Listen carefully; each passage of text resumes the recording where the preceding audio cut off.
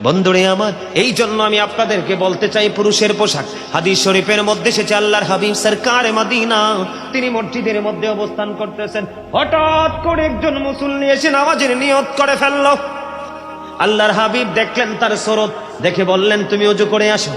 তিনি ওযু করতে গেলেন, নামাজ ভেঙ্গে তিনি ওযু করে এসে আবার বন্ধু নামাজের নিয়ত করে ফেলল। আমার নবী আবার বললেন তুমি ওযু করে এসো। দুইবার হয়ে গেল। আবার যখন বন্ধু তিনি ওযু করে আসলেন, আমার নবী বললেন তুমি ওযু করে এসো।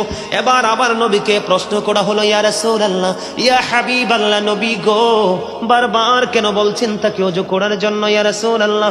আমার নবী বলেছেন মুসলমানের নামাজের জন্য পোশাকের একটা নির্দিষ্ট গণ্ডি আছে, নির্দিষ্ট একটা সীমানা আছে।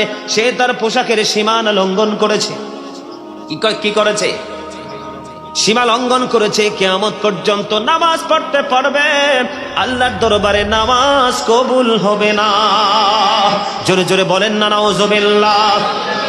আরে দেখুন জায়গা শাহরাস্তি পরানপুরের মানুষ, যুবকের দল, তোমরা ম্যাক্সিমামই যুবক, তোমাদেরকে হাত জোর করে আমি অনুরোধ করে যাচ্ছি, এই শাহরাস্তি পরানপুরের যুবক তোমরা সবাই হৃদয় খুলে তোমরা সবাই শোনো, এটা বড় ভয়ঙ্কর অন্যায়। তুমি নিজের উপর নিজে জুলুম করতেছো, নিজের উপর তুমি নিজে অত্যাচার করতেছো, সেটার জন্য সাজা কিন্তু তোমাকে ভোগ করতে হবে।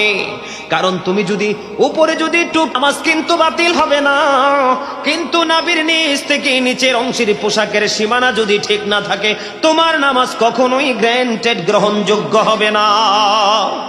আবু বকর সিদ্দিক রাদিয়াল্লাহু তাআলা আনহু বললেন, ইয়া রাসূলুল্লাহ, ইয়া হাবিবাল্লাহ, নবী গো, ও প্রাণের নবী, আমি তো আমার পোশাকটা টাইট করে পরি, কিন্তু মাঝে মাঝে লুজ হয়ে টাকনুর নিচে চলে যায়। আমি কি নবী কাল কিয়ামতের দিন সাজার অন্তর্ভুক্ত হব? দেখেন সাহাবায়ে কেরামের কত ভয়, আল্লাহর প্রতি কত শ্রদ্ধা, নবীর আদেশের নির্দেশের প্রতি কত ভালোবাসা। এবার আমার নবী বলল, রে আবু বকর, যারা অহংকার করে, তার মানে ইচ্ছে করে করে টাকনুর নিচে পোশাক পরে, তাদের জন্য সাজা। যেই মানুষগুলো সব সময় টাকনুর উপরে পোশাক পরে, হঠাৎ করে এটা নিচের দিকে চলে আসলো, আল্লাহ তাদেরকে সাজার জন্য কোনো ঘোষণা দেয়নি। জোরে জোরে সুবহানাল্লাহ। আমি তোমাদেরকে আজকে বলবো, তোমরা এই লজ্জিত পোশাক ছাড়বে না ধরবে? কথা বলো। আর একটা মেসেজ দিব, তোমরা লাল জামা কখনোই পরবে না, টকটকে লাল। কি কারণ? মুসলমান পুরুষের জন্য টকটকে লাল গেঞ্জি হোক, পাঞ্জাবি হোক, যেটাই হোক, একবারে টকটকে লাল, যেটা এটা মাকরুহে তাহরিম, এটা হারামের অন্তর্ভুক্ত।